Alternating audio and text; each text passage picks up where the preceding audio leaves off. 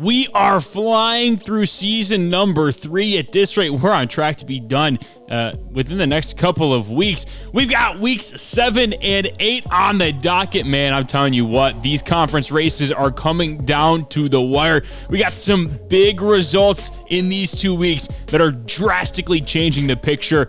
And so you're just going to have to see how these things unfold. Marshall and ULM are going to kick us off, though, in some Sun Belt action. And it was the Warhawks getting on the board first with some trickeration. Both coaches are new to the Sun Belt. Remember, they both came over from the MAC. Hugh Janus got fired, found himself in Monroe, and then P. Rizzi just decided he didn't want to be in Bowling Green anymore. Took over a Marshall team that won 1 game, but the defense right here, Ty Jackson, the transfer from Old Dominion, pick 6, getting them back in this ball game later in the first half. 7-7 ball game. Thundering Herd back on offense, and they finally got a spark started with the deep ball. Check out that throw. Bad positioning by the cornerback. You know, sometimes that happens. But on the ensuing kickoff, you watch the Texas State game, you know exactly what's going to happen here. Finds a crease. You can't give him any daylight because he is going to take it. He goes 99 to the crib, tying this ball game up at 14. And you know why I'm showing you another kickoff return, because we're going to the house, baby. Come on now. That's 2 house calls in a row. Talk about electricity. I mean, come on. You're not going to find this type of content anywhere else, okay? Marshall, defense makes a stand. They get the ball back, and then check this out. I mean, that is booty butt naked open. I'm not sure what the defense's plan was there. Then the Warhawks, right before the half, were able to chunk their way down the field, pick up the touchdown there to cut this to a 7-point ball game at the halftime break. But again, I mean, Ty Jackson, by the way, have yourself a day. 2 pick sixes, almost pick sixes. He gets stopped at the 1-yard line there, but that's 2 interceptions for him.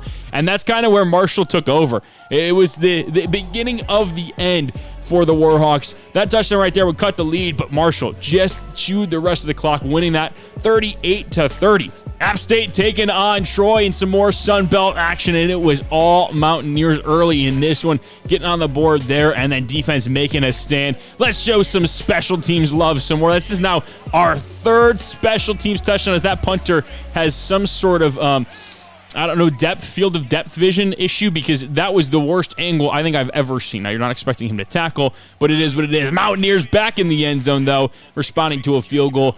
Troy went down and got now in the second half, and we're just going to keep running the clock. It wasn't a banner day for App State, but it was a dominant wire-to-wire win that we've come to expect from the Mountaineers. Old Dominion taking on Arkansas State. Now, this Arkansas State team is 1-4, a bit of a far fall for them from last year, and this is exactly what we've come to expect from this Old Dominion offense. They're down 10-7, but they strike so quickly. They have that big play offense, and it's led by this guy. I know it's special teams. By the way, our 4th special teams touchdown of the game, but Tank Hawkins is unfreaking believable. That man needs to be in the Heisman races. He is not, for whatever reason. I will never understand why this guy is not in, the top of the Heisman odds, because he's ridiculous. That throw right there from Arkansas State, though, cuts this to a close ball game, and then they kick a field goal to make it 1, but Michael Van Buren's got a lot of speed. He's tough to keep up with. He extends the lead to 9, making it a 2-score game once and for all, and then he's going to throw the bubble out to, guess who? Tank Hawkins with the spin move.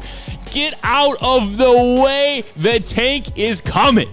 That is 44-34 now after another Arkansas State touchdown. I mean, there was a lot of scoring in this ball game, and that is bad defense. This is now a 3-point game, but the offense was able to do enough to get into field goal range and knock this through. So they need a touchdown, Arkansas State does, in order to win this ball game. You can't settle for 3, 4th and 19.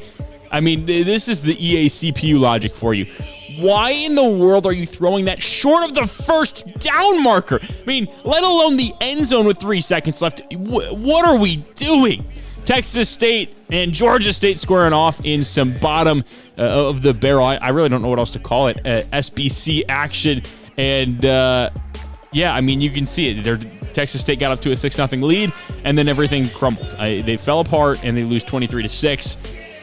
Listen, I don't know how they won 2 games, but they did, and credit to them, because that's awesome for them. Louisiana, one of the teams Texas State beat, was taking on Southern Miss, who is at the top of the conference right now. This would be a big bounce-back win for them, and they got on the board early, and they got on the board often. Brian Kortovich finding the end zone for their second score of the game. Defense was playing well. We're in the second quarter now, and Southern Miss has got absolutely nothing going, but they do find the end zone right there. After a Louisiana field goal, we are now in the third quarter. We're about under halfway in that quarter, and the defense, not great, okay? So you play well up until this point, and then it kind of falls apart. We've seen this story before, haven't we? So now it's a 3-point ball game.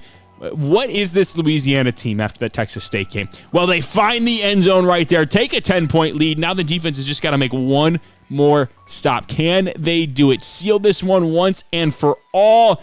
There is no pressure, and that is an unreal throw and catch in the back corner of the end zone. That one will have you in disbelief. But this offense, man, something about them this year. They just feel like they've got it, right? They've connected on the offensive side of the ball, and they're able to eke out this win over a really good Southern Miss team. You got to feel good about where this Louisiana team is at right now.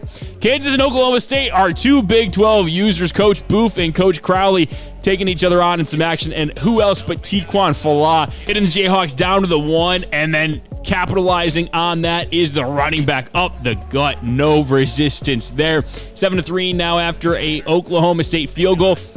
Kansas on the board yet again, 14-3. That run game is doing what it needs to do, and so is Tiquan Falah. He breaks a tackle, and you're not catching him in the open field. Put this man on your Heisman ballot if he's not already there. If he's not there yet, you're late. Oklahoma State answers back with a touchdown of their own to cut this thing to 11, but man, it just didn't feel like enough, and this guy's the reason why Falah is wide open. You'd think we're back in COVID with how much space that guy had. He would score here, and Kansas would go on to win that game. Huge for the Big 12 race. Notre Dame taking on USC, but there's more underlying storylines here. Jonathan Taylor, obviously, lead front runner in the Heisman race. But this is Coach Cam King able to get revenge on the team that beat him in the national championship game. And you can tell that he was playing with a vengeance, 24-6. I mean, defense was worlds better with Notre Dame than it was with Toledo. Offense, just the same. And they ran it up, too. I mean, when you got a little sour taste in your mouth from the previous season, you're going to do everything you can to make it hurt, and 60 points is a pretty good way to do that. Notre Dame victorious in that one. Ohio taking on Western Michigan in some action, and Tim Carpenter's doing what Tim Carpenter does, scoring touchdowns through the air and on the ground. This run right here was beautiful. Look at the vision, look at the speed. You're not catching him, man. He needs to be playing at a Power 4 level with how good this kid is. 23-0 now after a few more points scored for the Bobcats, and that throw right there, that taking the hit, extending over the goal line. It was just the Bobcats' day today. They moved to 5-2 on the season with that W, and Tim Carpenter continues to have a fantastic year. Arkansas taking on number 7 Florida. This is undefeated Florida, by the way. And things did not start very well for the Razorbacks. Held scoreless in the first quarter, and then driving with the pick six. Get hit as you're throwing. It's never a good sign for an offense. And then on the very next drive, they have another great field position and another pick. This one also going back to the end zone after that missed tackle right there. It's just, you get things going offensively, you get into opponent territory, and then one bad play leads to 7 for the other team. But they just wipe everything clean, get back down the field, fire it in the end zone, getting this thing to 10, and then the defense, defense played phenomenally so far today, and finally, something clicked with the offense. They find the end zone through the air there. This is a 3-point ball game now here in the second half, but the defense started to teeter there after the break. I don't know what it was exactly. Maybe it was they were finally on the field, weren't on the field much with the pick sixes. But this Arkansas offense, man, they came to play in the second half. They didn't have many mistakes, and that's the big difference between first half and the second half. So much so that they have now taken the lead. They're up 28-24 after that touchdown run that you just saw. But Florida, man, this offense, how are you supposed to stop this? What are you supposed to do there? That is just saying our guys are better than your guys. It is a ridiculous throw and catch. in the pouring rain. Like, what do you do there? And then just beating the blitz. It just, Arkansas put themselves in a essentially 3-touchdown hole early, being down 17-0. It's tough to climb back from that. And 38-35 now, you have a chance to do so. You just got to get one more stop, and we're throwing it deep on 3rd and 11. Oh, my God. Stick the dagger in my heart and turn it. Holy hell. What a way to lose a ball game. Man, Arkansas is a good team if they just get out of their own way. That was a fun one to watch. Nevada taking on Boise State on the blue turf, and this one was all Wolfpack early and often. I mean, check out this run from Michael Ford. The vision from the back is just something to behold. But it wasn't Nevada for very long. Defense started to crack a little bit, and Boise State was able to take advantage. And right before the half, stepping up in the pocket, back of the end zone, you now have a 3-point game going into halftime. This is, halfway through the third quarter. Nevada's able to find the end zone yet again, and they get the stop, they get the ball back, and they score again to kind of ease any sort of tension that there was for Wolfpack faithful. They win that one pretty big. Boise State, not so much of a match there in the second half. Western Kentucky taking on Middle Tennessee in some CUSA action, and that ball is picked off, and Deshaun Spears, who read it all the way, is going to take this one back to the crib for 6. That is not how you wanted to get started against this Middle Tennessee team. I mean, they are just a machine right now ever since that loss to Ohio. Tavion Galloway shucking off a guy, finding the end zone. Now 14-0. Defense playing well. Nolan Ray finding the end zone. This is now a 21-0 ball game. Western Kentucky desperately needs a score to stay in this game, and they would get it. Brad Smith taking the hit. Parker Livingstone putting his body on the line, diving for that it's just beautiful. Defense got one more stop before the half, and the offense capitalized. They would kick a field goal on their first drive out of the break. So we have a 21-15 ball game, but Nolan Ray decided it can't be this close anymore. Taking the outside, nobody on contain, and he's just going to outrun everybody else, untouched to the end zone. That was, listen, it's tough to stop pure speed there. And then right back into the end zone is Ray. That's his 3rd score of the game in Middle Tennessee. Survives a little bit of a scare there, 41-15, their closest result of the conference season. Missouri State taking on Sam Houston, and Feuerbacher was feeling it early on the run, finds his receiver across the field, and he makes the Sam Houston defense pay. That was a beautiful run after the catch, putting the Bears up 7-0. Sam Houston facing a 3rd and 24 now on their opening possession, and we're getting absolutely no push up front. And listen, eventually somebody's going to come open. This has been the issue with Missouri State. They just cannot get anything up front in terms of pressure. It allows the quarterback to have all day in the pocket. But Josh Joyner was a freak of nature on the football field today.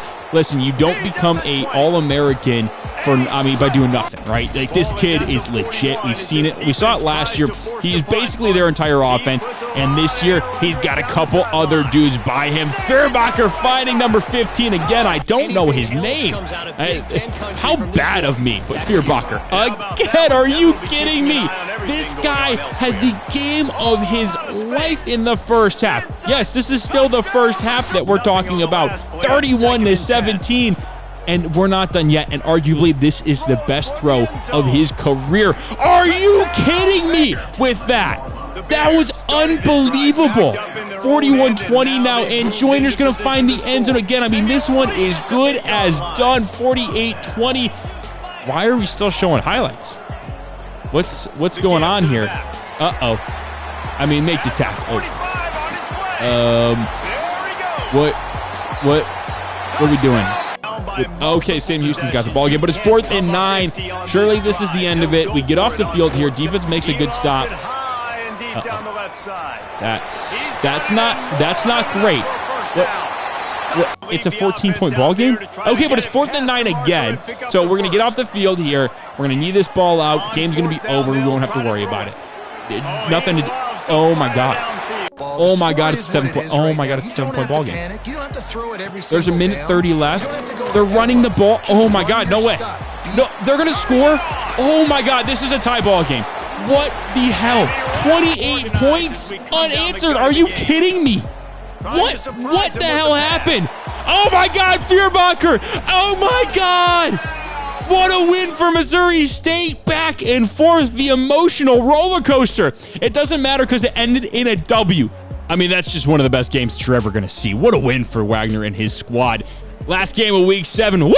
Delaware and Louisiana Tech. Blue Hen defense on skates there. Oh my God, that was disgusting. Your video is fine. There was just a choppy stream through and through. It just kind of, it didn't look great, but we fixed it. We're good now. Mason Kelsey, I must swerve around that goal. Oh my God, Mason Kelsey, what a run. I mean, he's just consistently shown that he is one of the best running quarterbacks in the league. And then bang, right back there. Was that Saeed St. Fleur? I don't even know who the running backs are on Delaware half the time anymore. Kelsey standing in the pocket, taking the heat. Get it to his guy in space. Whoop! Another spin move. Just go up 18 points. Really put this thing away. Salt it away. Defense, hey, man, did you get the memo? Because we're trying to win this ball game. Louisiana Tech finding the end, and we have a 11-point ball game now. 4th and 9, we get to stop here. This one is good and over. Just wipe the hands clean. Oh my God. That is, you just got mossed, son. 28-23 now. Mason Kelsey rolling out of the pocket, 1st and goal. I mean, we have 1:10 left. What are we doing? Oh my God. And Louisiana Tech is going to score? Oh my God. And oh, Jesus fucking Christ. Oh, they get to 2. Oh my God. How the hell did that happen? I am genuinely at a loss for words. Now, the last touchdown, it did cut out. Like, what you saw is all I had access to.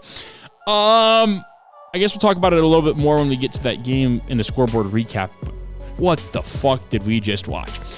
Florida, Arkansas. Wow, that was a game that I feel like Arkansas needed to have in order to stay alive in the SEC title race. They lost it. It was a valiant effort. You can't throw 2 pick sixes on back-to-back drives and expect to win the football game. They almost did, so it does show how good that team can be when they don't shoot themselves in the foot like that. I really thought they were going to be competing for the SEC title this year. Notre Dame, a nice revenge game for Coach Cam King over USC. You could tell that he desperately wanted that game back after the national title last year. He got all he wanted and more in this game. And then Kansas, just taking firm control of their own destiny in the Big 12. Oklahoma State, not the season we were hoping for from the slug after winning the Mountain West last year with San Diego State. It's a little bit of a disappointing season, if I have to be honest. You only scored 17 points in that game. Just not quite good enough. And as we go to the million Sun Belt teams that we have, App State, big win over Troy. Listen, they're a favorite to win this conference for a reason. They're going to pretty much dominate every single Sun Belt game that they have. I mean, they're just frankly a better coached team. They know what they like to do, and they do it really well, and they don't make mistakes, and that is the big thing. Texas State is like the exact opposite. They have no idea what they want to be under Coach Sonnenberger, and even if they do try to be something, like have some sort of identity, they can't do it well, and they always make mistakes, shoot themselves in the foot, put themselves behind the 8 ball, so to speak, and lose football games. I'm so shocked, genuinely surprised that they won 2 games this season. They won. I feel mean for constantly bringing it up, but like this feels like a bad football team. Yet they're 2-6 now, I guess. So like they won 2 football games. So you got to hand it to them at least. Louisiana, massive win. Just massive win over a Southern Miss team. I mean, they've kind of owned Southern Miss, but the Southern Miss team was at the top of the conference. And I mean, you just really needed to bounce back well after the Texas State game. And I think they have so far. And that's been the big key for them. Marshall with a big win over ULM. I mean, that Thundering Herd team. Talk about where they came from to where they are now.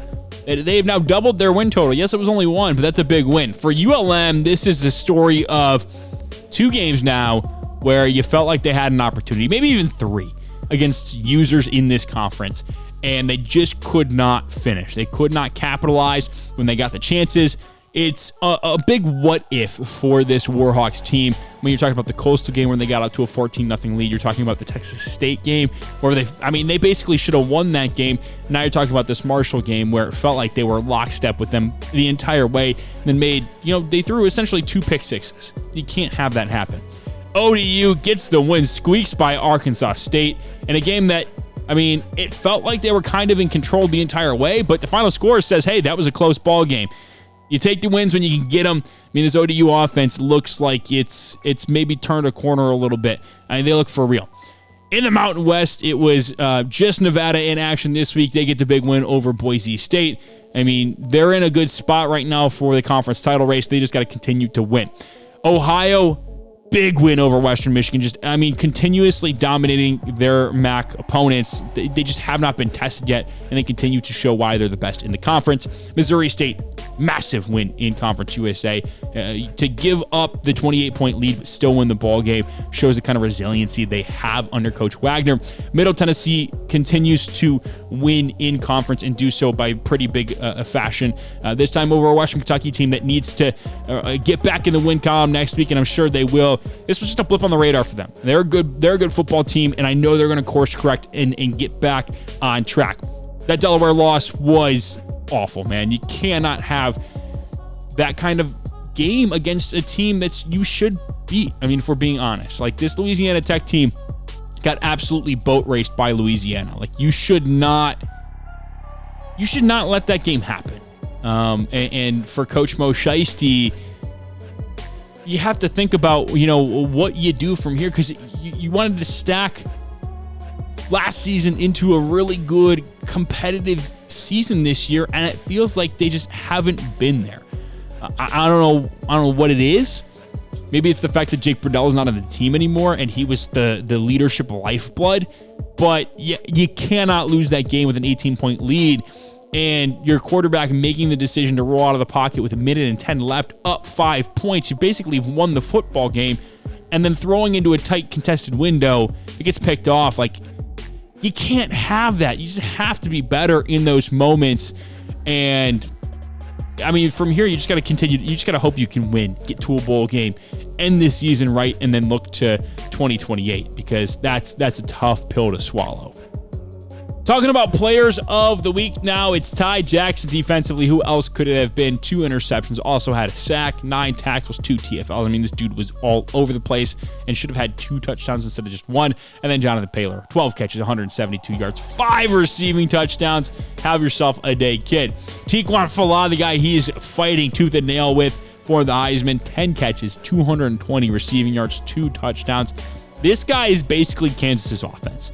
If they didn't have him, I have no idea where they would be right now, but they do, so we don't have to worry about it. As we go to Conference USA, it's Deshaun Spears against Western Kentucky, 3 tackles, 2 interceptions. The one you saw go back for a touchdown, he also had a PBU. He was all over the place. Just a phenomenal performance from the junior safety.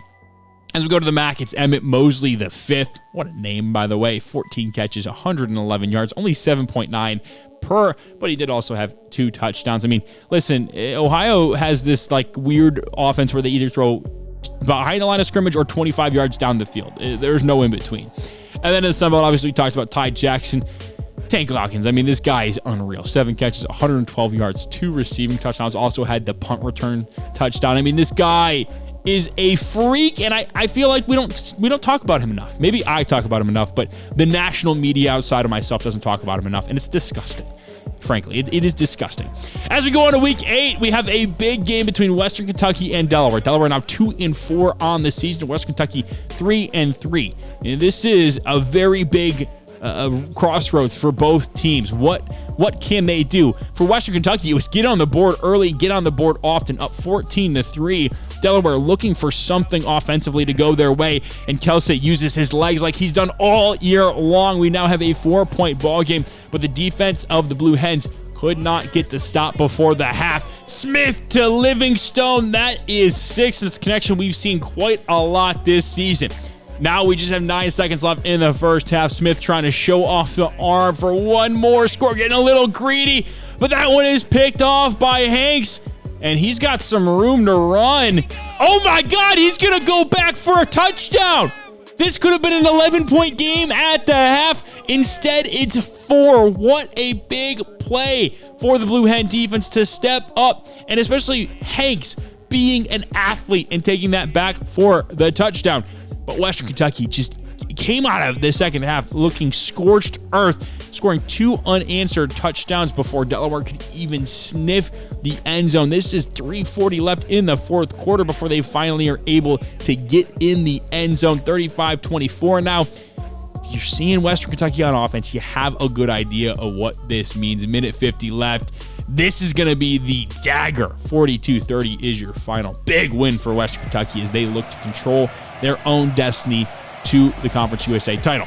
Middle Tennessee taking on Jacksonville State. We've seen this in the Conference USA title game the past 2 seasons, but with no more Lou Brown, this Jacksonville State team looking a little bit different. Still a really good team at 6-1 so far this season, but not quite as good. Desmond James showing off the speed right there. There's a 14-0 ball game now as Middle Tennessee just looking to dominate, and dominate they would. Nolan Ray up the gut. 21-7 now after a score from the Gamecocks there. But, I mean, that's why you go out and get a guy like Lincoln Cure. That catch in the end zone, big win there for Middle Tennessee as they look just untested so far in conference play. Utah State taking on San Diego State. This is a big game for the Mountain West. You need to get this. San Diego State on top of the conference right now. Utah State looking to just stay hot. They're 4-2. Everything, all their goals are in front of them right now. They get up 7-0, but the defense, I mean, that is just a beautiful throw. There's not much you can do about it there. 13-7 now after 2 Aggie field goals. San Diego State comes down the field and finds the end zone. Another Utah State field goal makes it 16-14. But the defense could not force field goals in the red zone. It was the exact opposite of what the offense was doing, and this is why they say touchdowns over field goals, because when you have 3 touchdowns like San Diego State does, you have a 5-point lead over a team that's kicked 3 field goals in Utah State, and they also have a touchdown, but you have to capitalize and get 7 when you can. And a great way to do that is scoring from distance, 77 yards to the house. Utah State taking the lead right back. They'd missed the 2-point conversion, so they have just a 1-point lead. San Diego State back in the red zone, force a field goal here. You feel really good about your opportunity to go back down the field. Well, it doesn't matter because you didn't force a field goal. Now 31-22 after San Diego State kicks a field goal to extend this thing to 9. And the defense of Utah State lets them down yet again, but this time it's in even more embarrassing fashion. Oh, you just got mossed! That's a big loss for Utah State, one that might hurt their chances here in the Mountain West, especially after that Nevada loss last episode. Speaking of Nevada, they're taking on USC in some non-con action. This USC team is very good. Nevada holding their own early on, though. Micah Ford showing off his speed and elusiveness, finding the hole, hitting it for a touchdown. But like I said, man, this USC team is just different. I mean, they're the number 10 team in the country for a reason, and this running back is legit. I mean, we're talking about NFL-level running back. Nevada just did not have an answer. I mean, it's 21-7 still in the first half.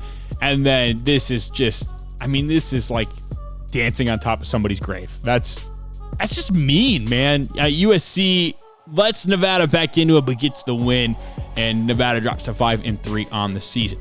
Oklahoma State needing to get back. You cannot fall to 2-5. You just cannot. This West Virginia team is very beatable. You need to just stay above water. And Caleb Hicks is going to find the end zone to extend this thing to a 14-0 lead. With just a minute left here in the first half, 3rd and 21 for West Virginia. I mean, certainly this can't be a touchdown, right? Certainly this can't be a touchdown, right? Oh my God, what a throw. I mean, that is a cannon. That is an absolute cannon. Now late in the third quarter, final seconds, it's a touchdown for Oklahoma State. This one wasn't all that exciting. Oklahoma State with a pretty uneventful win. They played well throughout. Get the wire-to-wire victory. Get in, get out. That's all you need to do there. Kansas taking on Kansas State in the Sunflower Showdown. It's a 7-3 lead for Kansas right now as they're back in the goal to go. They're going to find the end zone. Who else but Tiquan Falah taking the 14-3 lead, and this felt like Kansas was going to cruise to a big rivalry win, but the Wildcats had other plans. 3rd and goal, toss sweep, finds the end zone. They go for 2. They don't get it, so it's a 5-point Kansas lead right now, and we're late in the fourth quarter, under a minute left. And oh my God, what happened to the Kansas offense in the second half? Oh man, they just lost the biggest game on their schedule. It's not over yet. They're still alive for the Big 12 title race. They're just gonna have to win and get a little bit of help Arkansas, on the other hand, is going to need a lot of bit of help. They just got to control what they can control, though. And Courtney Crutchfield can't control how good of a fucking football player he is, because that dude is legit. And there he is again. Oh, my God, man. Getting him back was the biggest thing that Arkansas could do in the portal. He is ridiculous. But Vanderbilt with a little counter GT bash. Are you? Okay, now. Tickle me fancy with that play right there. And then Jaylen Brown finding the end zone. I mean, listen, this is just a good, high-quality offense that Coach Brown has in Fayetteville. The defense, on the other hand, not so great. Arkansas now trailing Vanderbilt after the QB sneak touchdown, 28-24. But Jaylen Brown, again, just showing off the speed, man. Hey, you know what they say, speed kills. And kill it did in this game. And then we're going to run it in for a touchdown just to seal this thing shut. 35 is all Vanderbilt could score. Not enough to keep up with 45 from Arkansas. Ohio taking on UMass. Listen, UMass is a team that could compete for the MAC title race. They're both undefeated. It's early, but they're both undefeated. Ohio now up 21-3, showing that they're really no match for the class of the MAC conference. 28-6, now 3rd and 11 for UMass. It's basically, kind of a last hope. If they don't get this here, they have to punt the ball back to Ohio, and Ohio's just going to go down and score. Okay, well, they didn't. They got it, and they're going to score a touchdown. I mean, that was probably not the most efficient way to get to the end zone, but hey, you do you, man. You scored the touchdown. Now 28-14, Ohio. Oh, my God. What? Tim, what are we doing? Tim, hey, buddy. Why are you making that? What was the idea there? Okay, so it's a 7-point ball game. I mean, it was 22. Now it's 7. Now we're back to 14. We're feeling good. Little RPO bubble action never hurt nobody. Okay, so defense is going to get a stop. Where's the coverage? What are we doing? I mean, like, what? I feel like we should probably not zero blitz up 14. I don't know. I feel like we could probably be doing a little bit better. Okay, but Tim Carpenter's just gonna. Oh my God, that's a dot. That is a piss missile, man. How can you not be romantic about football? I just don't get it. Okay, bro, what is the defense doing? Oh my God, this is one of the worst collapses I've ever seen. I mean, this is essentially Missouri State, Sam Houston all over again. What?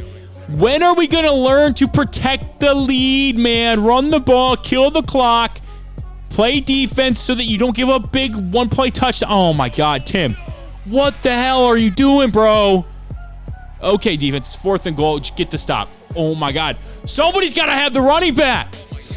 I'm gonna lose my mind. Why are we going for it on 4th and 7 at midfield? What are we doing? Oh, you're so lucky you got picked. Like that, you are very okay. Maybe not, because you're not gonna. I mean, you saved like 10 yards there. Punt the ball, man. 3rd and 18. Just play prevent defense, and they can't hurt you. Why are you in zero? What are we doing? Oh my God. I think you need to fire Coach Sean Diddy. Sean Combs needs to be fired. What the hell was that? UMass somehow wins that football game. Down 22. I'm going to have an aneurysm. Marshall. Coach P. Rizzi taking on his old team, one he left in the dust. Maybe he was smart to do that, because Marshall now up 17-3. Bowling Green's got 1 win this season. Maybe, just maybe, Coach P. Rizzi was the only thing that was keeping Bowling Green relevant. It's something to think about, just some food for thought. That defense, though, not great.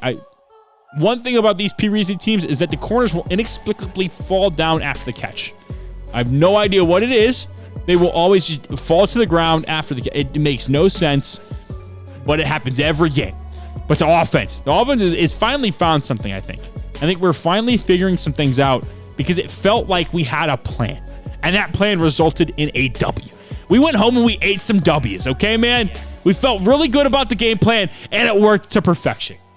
Louisiana taking on UL Monroe. This Sun Belt action is just, you can't get enough of it. You just can't get enough of it, and it was the Cajuns that were raging early, man, getting on the board first with that touchdown right there on the RPO action, and then we're going right back to the RPO again, because we've got just dudes everywhere. They can make plays in the open field, and we just want to get them the ball. ULM on offense going with the speed option, and that ball is on the ground, and that's, that's the risk when you run the speed option, is that you're putting the ball in harm's way.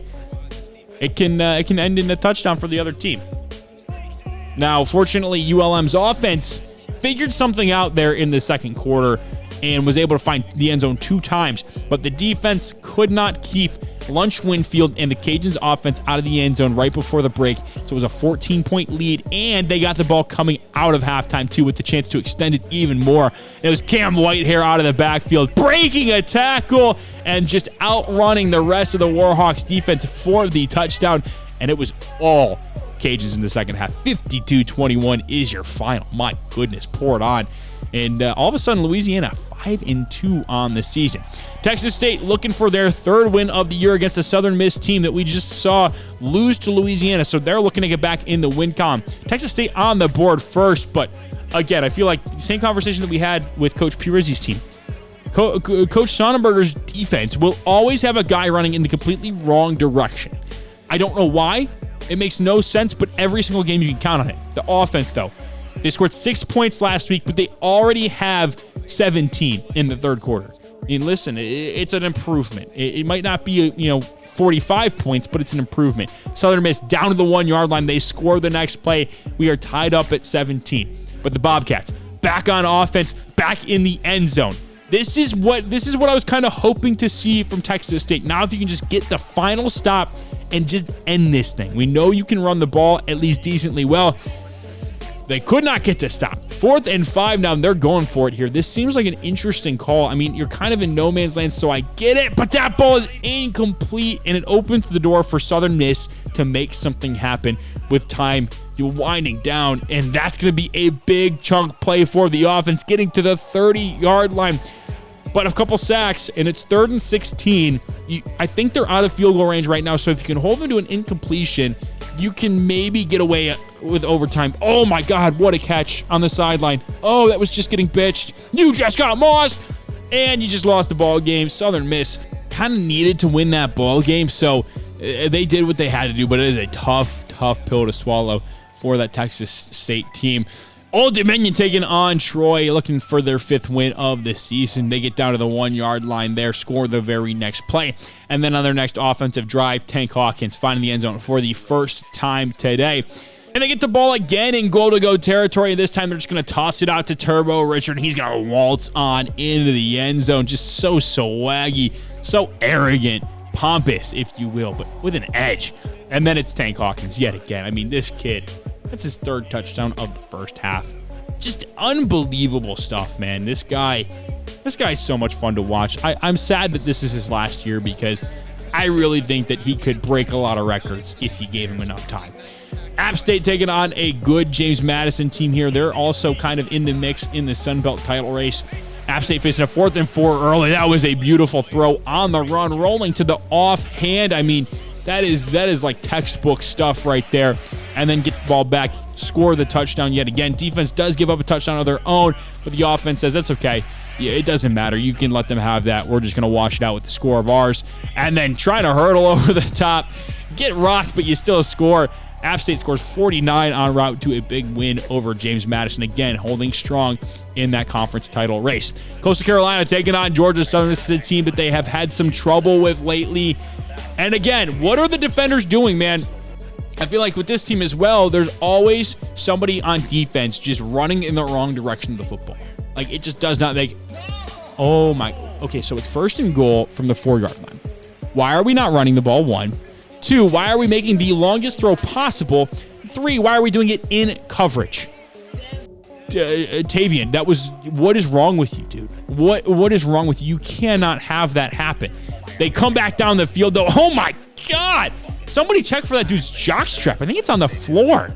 Oh, that was disgusting. But Georgia Southern gets the ball back, and they get down the field quickly and score a touchdown of their own. Coastal Carolina throws another interception because why not? And Georgia Southern's going to make them pay again. Eagles up 2 scores in the second half here. Excuse me, the second quarter. And St. Clair rolling out of the pocket, just outrunning the defensive end, and there is nobody in front of him. Woo, baby! That is a fast guy right there. And then their defense finally gets a stop, and they're going to score again, knotting this thing up at 28 as we head to the second half. Georgia Southern on their first possession in the third quarter, 3rd and 10. Again, where are we going defensively? Like, do you guys even play? Do you coach defense in practice at all? Offense again, Coastal Carolina. What in the world? That is just pure speed, baby. Eat his dust. That's right. That is, you just can't keep up with that. I'll tell you what, you can't keep up with, though. This piss-poor defense. Good. I mean, please, just stop something. Don't be so embarrassing every single week. I mean, you're the worst defense in the country. At least you got an offense that knows how to put up points. Tavian St. Clair rolling out of the pocket and finding the end zone there. Georgia Southern marches down the field yet again, but this time they have to settle for a field goal, so they take the 3-point lead. And then right before the clock expires, TSC has ice in his veins, and Coastal Carolina comes away with the big victory over Georgia Southern. Let's take a look back at the scores from Week 8. Middle Tennessee, big win over Jacksonville State. They continue to roll in Conference USA play. Western Kentucky staying on the right trajectory to get to that conference title game with a big win over Delaware. Delaware just, looking for answers right now. 1-3 against users this year. Very poor. I think they're 1-3 in conference now. Something's got to get better, and it's got to get better quickly. Arkansas, massive win over Vanderbilt. Snaps the 2-game losing streak. Gets back in the win column. Put yourself in a good position to compete for the SEC. Kansas, just awful loss to Kansas State. You get blanked in the second half offensively. Unacceptable with a guy like Tiquan Falah on the roster. You just have to find a way to get him the ball. And you got to take the points when you can get them at a certain point. You can't score 14 points and expect to win. Oklahoma State, it wasn't pretty, but they get the job done. Needed to get back into their winning ways. It's been a rough Big 12 season so far for Coach Booth, but that's a win that they'll be able to, feel good about going into next week. Utah State, just a tough loss to a good San Diego State team, if we're being honest, but one that you really just couldn't have at this point in the season, especially, losing to Nevada. Nevada, speaking of them, losing to USC. Listen, I don't know what we were expecting from them. Good fight, and I thought they held their own for the most part. There was no way you could really win that. Ohio with one of the worst losses you will ever see, up 22 on UMass, and they blow it and give. Just some very interesting coaching decisions, ones that I'm going to be very critical of because you pretty much cost yourself the game there. Marshall, big win over Bowling Green. That is 3 wins now for the Thundering Herd after just 1 last year. Coach P. Rizzi taking this program to new heights. Texas State, they fought hard. You got to give it to them. They played a good Southern Miss team, fought hard till the end, just weren't able to squeak out the victory. App State rolls yet again, this time over a solid JMU team that was also competing for the Sun Belt title. Louisiana just continues to stay steady after the Texas State loss. They found themselves, it feels like. Coastal Carolina needed the victory. They got the victory. It wasn't pretty. There were a slew of mistakes in there that are just very frustrating, but they win. And then Old Dominion shows Troy that they are no match for the best teams in the Sun Belt, winning 48-0. Great defensive performance.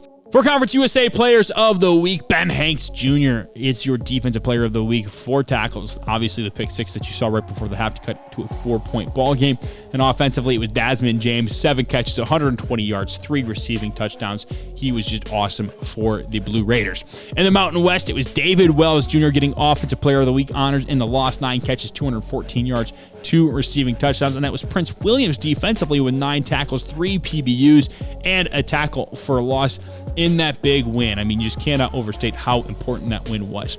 The SEC is Jaylen Brown. We already talked about him 2 times with his 2 touchdowns in that game against Vanderbilt, but he also had 7 other catches, had 199 yards of offense, 22.1 per catch. As good as Courtney Crutchfield is, this guy is one of the best number 2s you're going to be able to find in college football right now. In this Sun Belt, let's talk about Tank Hawkins Jr. again. 10 catches, 209 receiving yards, and 4 receiving touchdowns. He also had a carry for 2 yards, so it's 211 total yards. We don't want to short him his 2 yards. This guy is unbelievable. He's just so fun to watch week in and week out. I just love giving him the credit that he rightfully deserves. That'll do it for episode 4 of season 3 here in the league, man. It was just it was a fun week all around. Weeks 7 and 8. You saw some surprising losses. You saw some big time wins. These conference races are really fun this year. I feel like there's so much uncertainty. There's so much that could still happen that we just have to see play out. And I'm very excited to see how it does. I can tell you right now, I'll give you a little tease. Week 9's got some very, very surprising scores that you're going to want to watch and be ready, have that notification bell hit, be subscribed so that you're going to be able to see that stuff. But if you like this video specifically, make sure you do go down there and hit that like button. It is greatly appreciated and helps out the channel a lot. That is all I have for you guys today. Thank you all so much for watching. Hope you enjoyed. Catch you on the flip. See ya.